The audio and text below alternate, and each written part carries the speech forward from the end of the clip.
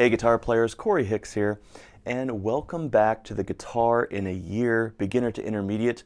We are on week number 7. We're going to get straight into it today. Apologize for my voice. There has been sickness in the house over the last week, so I'm a little bit scratchy today, but we're going to get through it. So first of all, what you heard me play there was an arpeggiation of some chords. Instead of just strumming the chords, I was plucking the strings one at a time in a certain pattern,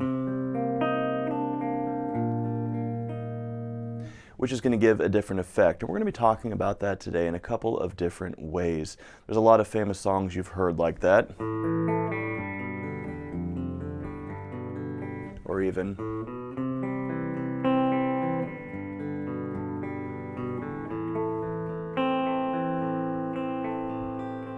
or dare I say,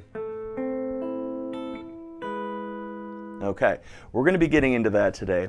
We're also going to be talking about our first real actual strumming pattern. And this is going to be a very useful pattern that you're going to use for lots of different songs over the course of your music career.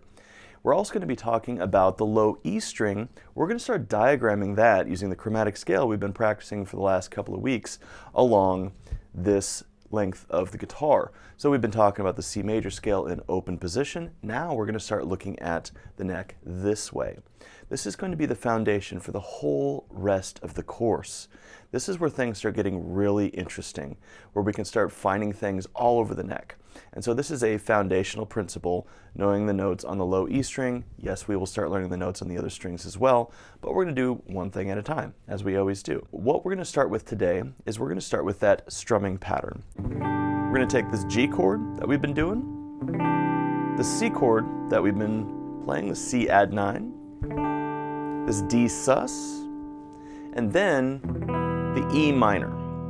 Now, one of the things that I'm going to be doing today for the song we're learning today is we're going to still keep our ring finger and pinky on the top two strings. And this, when I go to that E minor chord, is going to give us an E minor 7. Now, why is that an E minor 7? Remember with our C add 9, why was that a C add 9? 1, 2, 3, 4, 5, 6, 7, 8, 9. I added the 9th note of the scale, which is actually the 2nd note of the scale. We'll talk about that later. To the chord, which gives it its name.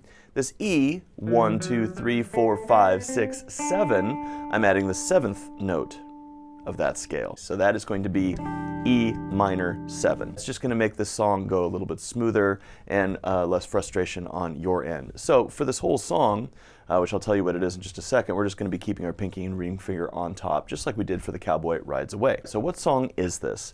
Well, this is a song that I've been using in my guitar lessons for over 20 years. And this song is by Green Day, and it's the song Good Riddance, Time of Your Life. Now, going back to the idea of learning repertoire, it doesn't matter if you're a Green Day fan or not, it is just another song to use as a vehicle to get into the guitar. And being able to play this song all the way through has had a lot of benefits for students that I've seen. It uses the strumming pattern we're talking about, it uses the arpeggiation thing that we're talking about, and it is well within your reach right now in week number 7. But what is this actual strumming pattern? Well, as many of you are familiar, we have usually 4 beats in a measure. 1, 2, 3, 4. Now there are different time signatures. We're not really talking about that right now, like Happy Birthday was in 3, right?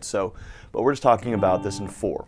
What is a subdivision? Well, this is when we take any one of those numbers, the beats, 1, 2, 3, 4, and we break it in half. So if I was going to do 1 and 2 and 3 and 4 and, I'm going to be using a down-up strum to get those ands of the notes.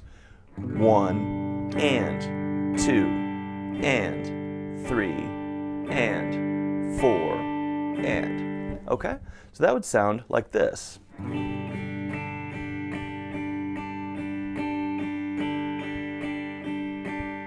You bored yet? I am. Okay, so there's not much interesting going on there. And so what we have to do is we have to come up with some way to make it more interesting. And what we do here is something called syncopation. Syncopation is basically where we're going to emphasize an upbeat. And so what this is going to look like is 1, 2 and 4 and. Okay?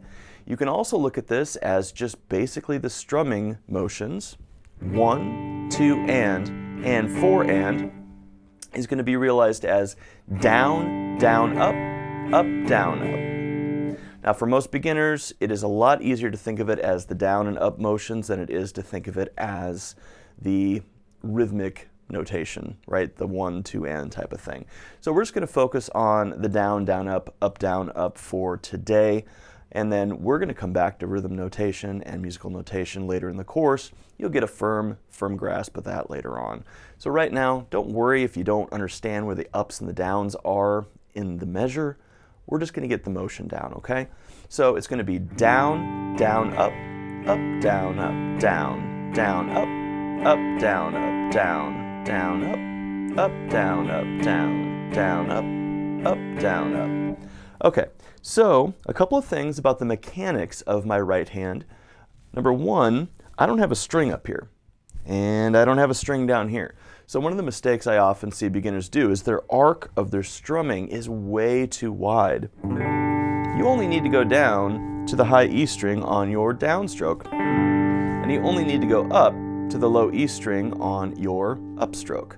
Remember, we're talking about these in terms of the high string being the thin string and the low string being the thick string, right? So down, down, up, down, up. So doing 2 ups in a row is going to require me to reset the hand, okay? Now, it's just guitar physiology. Upstrokes take a little bit more effort than downstrokes, okay? Must be a gravity thing.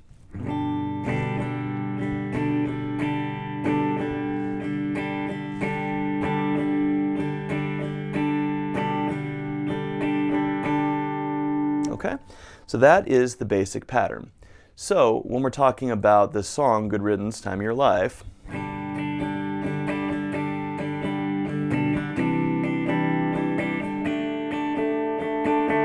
that is going to be the basic chord progression for this song. I'm going to be doing twice on the G, once on the C, and once on that D sus. So it looks like this.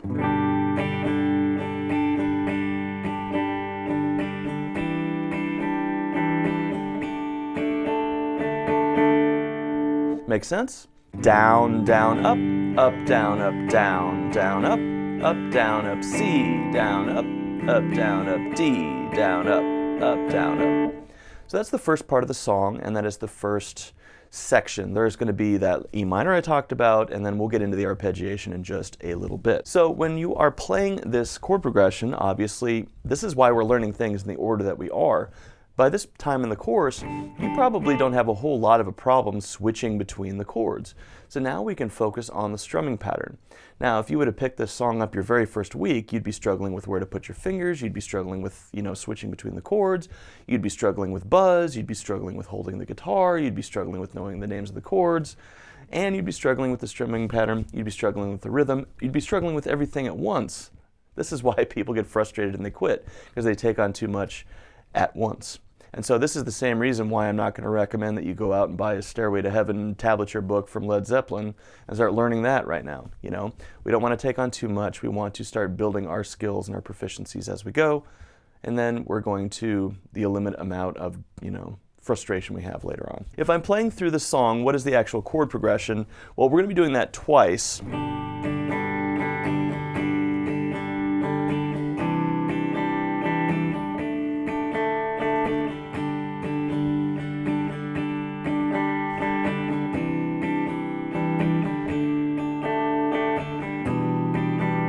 E minor, D, C, G.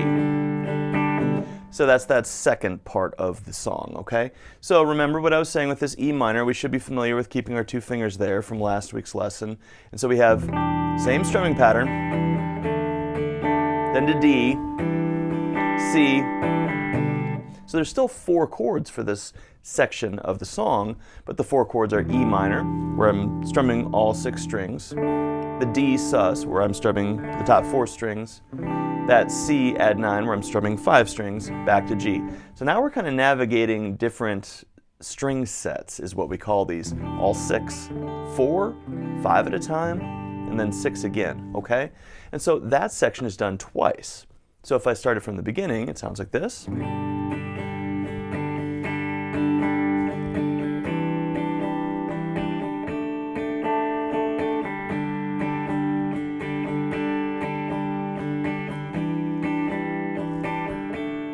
Here's the new section, E minor, D, C, G, E minor, D, C. So let's take a look at the last chord progression in this song. It's going to be E minor to G, E minor to G, E minor to D, and to G. So it sounds like this.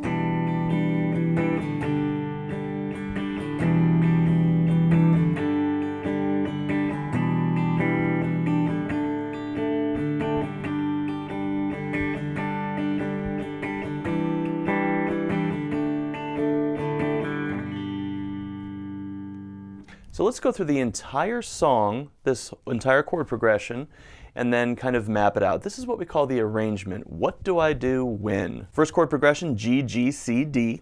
Second chord progression, E, D, C, G, twice. And then we're doing E, G, E, G, E, D, G. So let's take it from the top. 1, 2, 3, 4.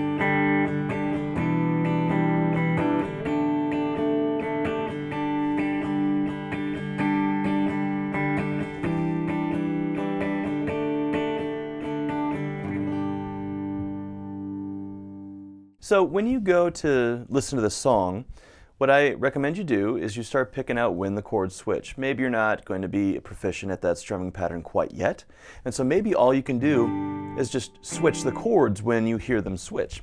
Totally fine. And you can also, if you didn't know this already, on YouTube there's those little 3 dots. You can click on there, there's little settings there, and you can actually go to the playback speed. So you can slow down a song or a video on YouTube or speed it up or whatever you want to do, and so that you can put it at a tempo that is more suiting to where you're at. That chord progression goes through the song a couple times. I usually recommend students be able to play through the whole thing maybe 4 times. So that's going to give you about 3.5, 4 minutes of the song, which I think is pretty much the whole thing. We're going to start going through the intro to this song, which is going to include that arpeggiation concept that I was talking about. So what is an arpeggio? Basically, it is just a broken chord, meaning that the notes of the chord are played individually.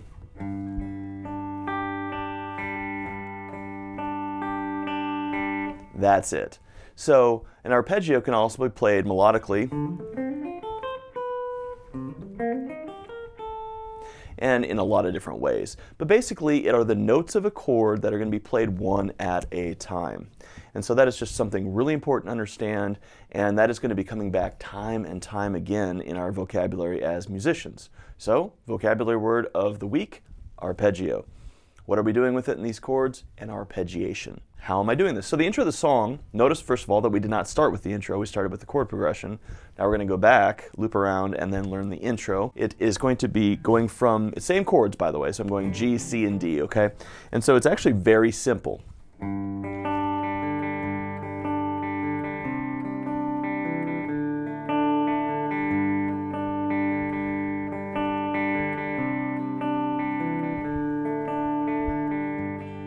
Okay, so what am I doing here? I'm going down on the low E string and then up to the G string, okay? So you have to navigate that distance with the pick without looking at the guitar. So I would just start like this. You don't want to take on too much. Then you're going to go into the B string, still with the downstroke.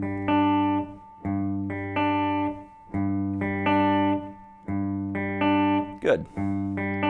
We're always going to go in the direction of our string that we're going to next. It wouldn't make any sense to do all downstrokes for this because the motion, especially if you look at it, it just doesn't make any sense. Just like we would be strumming like this, we're going to be doing our picking motion the same way. So down, down, down, up, up.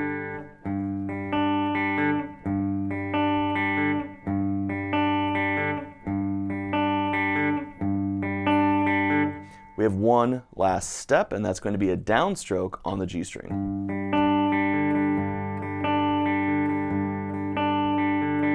And please don't look at your pick. There's a lot of different reasons why I don't want you to do that. First of all, if you're always using the crutch of looking at your pick, you're not going to develop any sort of spatial awareness of where the strings are. You're not going to be able to find where the strings are later. It's just going to take you longer to be able to get that proficiency down. Second of all, this up here is called your brachial plexus, and I probably just touched my mic and made a loud noise, but it's this bundle of nerves up here. And so if you're constantly arching your neck like this to look down at your pick, you're closing off this bundle of nerves, which is actually in control of your whole arm. I've had students have lots of nerve problems because they're constantly looking down like this, okay? Keep your eyes focused and straight. If you absolutely need to look at your pick, use the mirror that we've been talking about, right? Just right in front of you, and do that. So how do we get to the other chords here? So this is actually really simple. We're gonna do it on the G twice, and then when we go to the C, the lowest note of the arpeggio is that C note, but everything else stays the same. When we go to the D, the lowest note of the arpeggio is the D note, and everything else stays the same. So if I didn't play any bass tones, it would sound like this.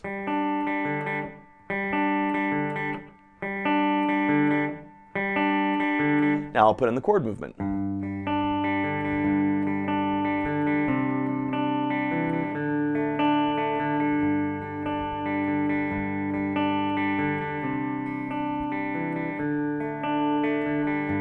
Now it is quite a bit faster than that for the recording.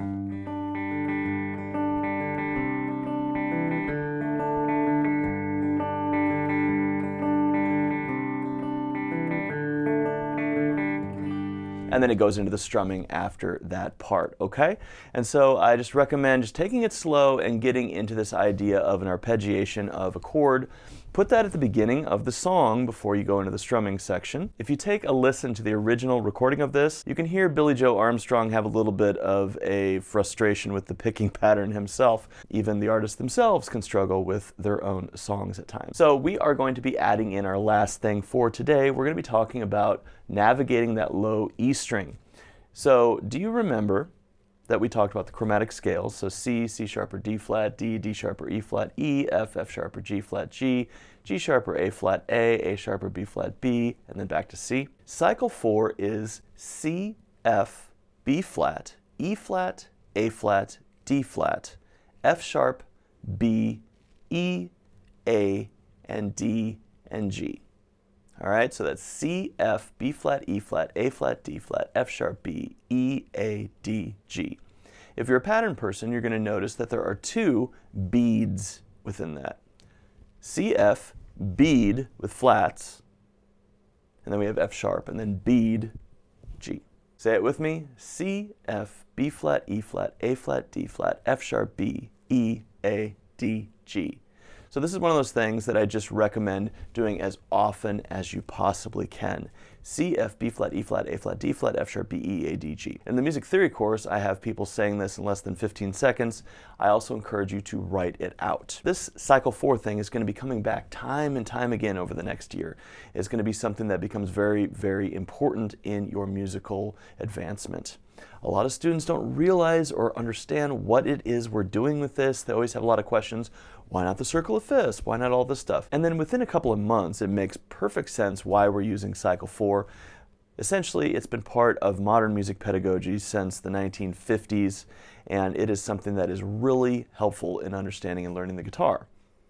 First of all, the guitar is tuned in fourths. Second of all, a lot of our modern chord progressions go in fourths. For example, G to C is a fourth. C to D is going to be a second, but D to G is going to be a fourth. See what I mean? It comes up quite a bit. We're memorizing that, and then the next thing that you want to start doing is you're going to start mapping those notes out on the low E string. We're going to start off with the C note, which is going to be on the 8th fret. So all you have to do is just remember one note at a time. C, and say it out loud. C, C. When you're ready for a second note, add that second note. F is at the 1st fret. F, C, F, C, F. Don't add too much. Just like the gatekeeper idea that we were using for Happy Birthday and those other songs, we're not going to go too fast, okay? C, F. When you're ready to add a note, just add in the next note. B flat, C, F, B flat, okay? So that's at the 6th fret. So we have 8th fret, 1st fret, 6th fret, but we're going to be memorizing it as C, F, B flat. So now we have 25% of the whole assignment done. C, F, B flat, because we have 3 to the 12 notes.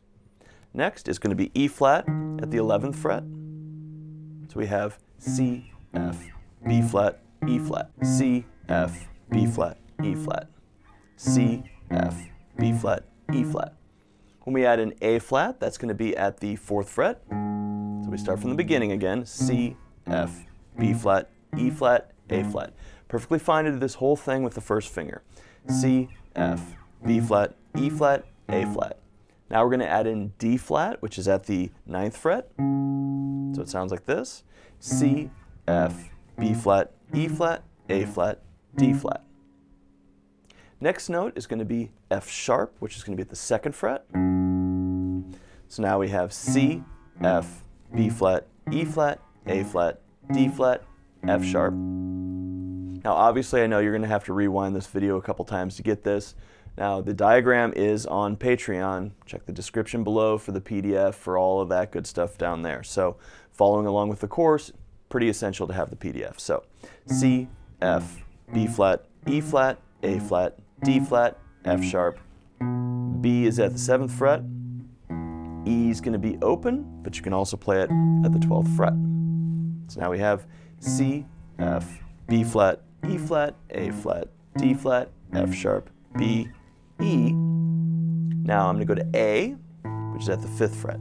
C, F, B flat, E flat, A flat, D flat, F sharp, B, E, A. We only have 2 more to go. D is at the 10th fret. So now we have C, F, B flat, E flat, A flat, D flat, F sharp, B, E, A, D. Last note we're going to add is G. You already know where that is. It's here at the 3rd fret. Okay? So the whole thing would be C, F, B flat, E flat, A flat, D flat, F sharp, B, E, A, D, G. Now what I'm going to recommend you do, as long as you have the time to do it in your practice schedule, is to get this up to a pretty fast clip. And you need to know where the notes are because there's structures built on those notes. So for example, if I need an F sharp minor chord, F sharp's here, put the minor chord down. I already know where F sharp minor is. So it's extremely helpful to know where all these notes are. And so what I recommend is for a couple of minutes a day, C, F, B flat, E flat, A flat, D flat, F sharp, B, E, A, D, G, C, F, B flat, E flat, A flat, D flat, F sharp, B, E, A, D, G, C, B flat, E flat, A flat, D flat, F sharp, B, E, A, D, G. So I'm just playing that in a loop over and over and over and over again. So a really good exercise would be to just put that metronome on, maybe start at like 40, 50, 60 beats per minute, whatever is comfortable for you. A good clip would be 70 for a beginner. A good clip for an intermediate might be 150. So finding those notes on the low E string. Now I'm giving you guys a couple of weeks on this assignment, so don't feel like you have to have this down by next week. I just want you to start memorizing cycle 4 and putting those notes down on the neck. It's going to be a couple of weeks before we're doing anything substantial with this exercise, but you need to start preparing today. Well, all right, that's going to be all for today. Don't forget to go over to the Patreon, which is in the description below, to find all the PDFs and the play-along tracks for the weeks before. All that good stuff is going to be over there. I wish you the best of luck in your practicing this week. Feel free to leave a comment below, subscribe and like. Ask me any questions you may have. You can go over to Patreon, ask questions there. You can just put questions in the comments below. I appreciate you all so much, And we'll see you next week for week number 8. Peace.